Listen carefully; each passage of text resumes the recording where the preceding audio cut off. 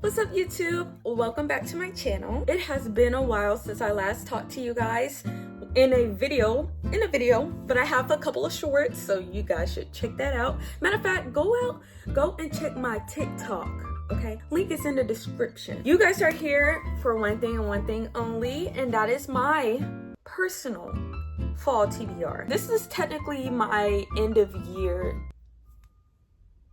This is also what I want to read by the end of the year type video. I'm pretty sure I have a video similar to this, but this is like kind of updated. You already know we update what we're gonna read. I'm a mood reader, so what I want to read always changes, even though like these are kind of the same books.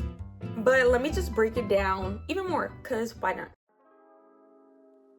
So we have Inheritance Games. I have started reading this about maybe 2-3 weeks ago. I am still in a reading slump, and I'm trying to get myself out of a reading slump. So I'm reading The Inheritance Game by Jennifer Lynn Barnes, and this is like a popular book. Everyone knows about this book. It's about a girl who doesn't have much, and she ends up inheriting a bunch of money from a billionaire. What is the billionaire name? Mr. Hawthorne. He was a billionaire. He had a lot of money and he died. He basically gave her the majority of his will. She has to kind of survive from the Hawthorne's family because, you know, jealousy comes into play and things like that, and try to figure out why he gave her the will. She doesn't know this man, but I have not gotten that far at all, so I am excited to continue reading this. I love a good mystery. I don't read a lot of mysteries, but I think this will help me get out of my reading slump. So we are currently reading this. So for this category, I only have one book, and it is The Story Collector by Evie Woods. It is so pretty.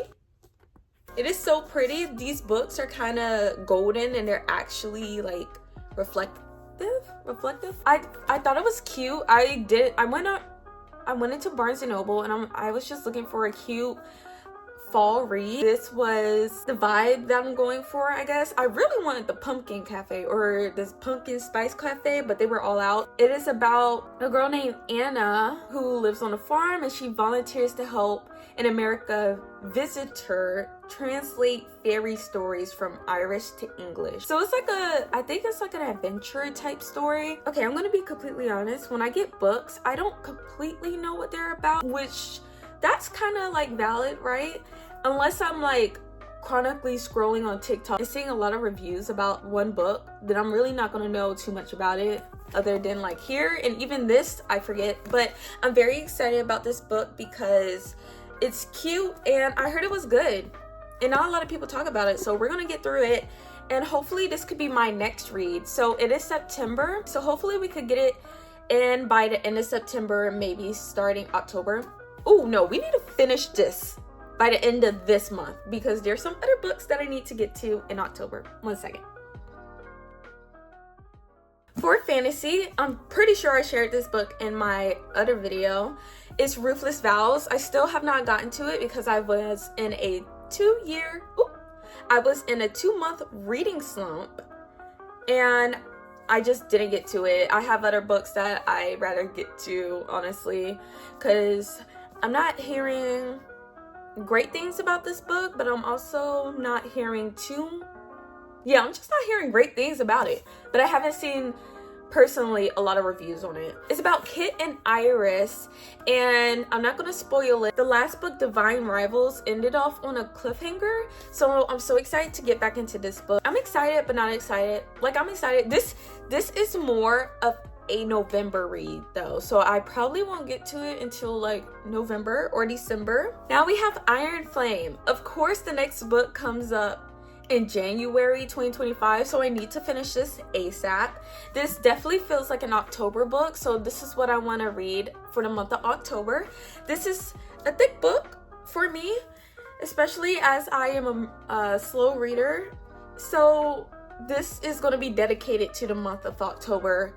It took me about 3 weeks, maybe 3.5 weeks to read Fourth Wing, but that's because I didn't read a lot in one day. I don't know. Let's see. We're gonna see how much I get done. But look how cute it is. I'm so excited for the next. The last one in this category is One Dark Window. I briefly started reading maybe 1 or 2 chapters of this book earlier this year, but I wasn't in the mood to read it at the time. So hopefully I can get this in. I want to try to squeeze it in October, like towards the end, but maybe it's also giving a November vibe. The 2 chapters that I read, it was really good. These are the books that I will read if I have more time left over this year. If not, of course it will be faded into the next year. Love Theoretically by Ali Hazelwood. I'm not gonna lie, I don't know much about this book, but I know it involves science and I love science, so I'm not good at it, but I love it. You know what I'm saying? You feel me? You feel me? My foot fell asleep. Hold on. Next, we have Twisted Lies by Anna Horn. This book was one of my options that I was going to do earlier this year, but I didn't get to it. I've been scared to get to it because of how thick it is. If you don't know what Twisted Lies is about, technically this whole series is about a friend group and they each find boyfriends. Crazy enough, like how crazy is that? And they're just going through their own thing. This one is about, I'm pretty sure the girl is an influencer. You're asking the wrong girl, okay? But I'm excited to get to this next book. Daydream by Hannah Grace. I saw this book in Target. I was deciding between this or this book. I don't remember the name right now, but I was deciding between these 2 books. Well, I went to read the Chestnut series because that's what everyone read last year, I think, during fall. And I'm like, oh my gosh, and the name Chestnut, like that's so fall-esque. You know what I'm saying? But I didn't end up getting it. I ended up getting Daydream, and I have hope in it. I did not know that this was a popular new book. I didn't even realize the name Hannah Grace. I'm just now realizing Hannah Grace is like known, like she is a big writer, author, like Icebreaker. What? I just thought it was cute, and I was skeptical about getting a romance in the first place because I kind of want to read like something like mystery. I've read too many romances over the summer, over the whole year. I feel like this one's gonna have some nice morals and just like a nice story.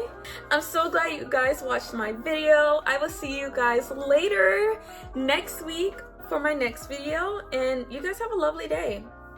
Bye.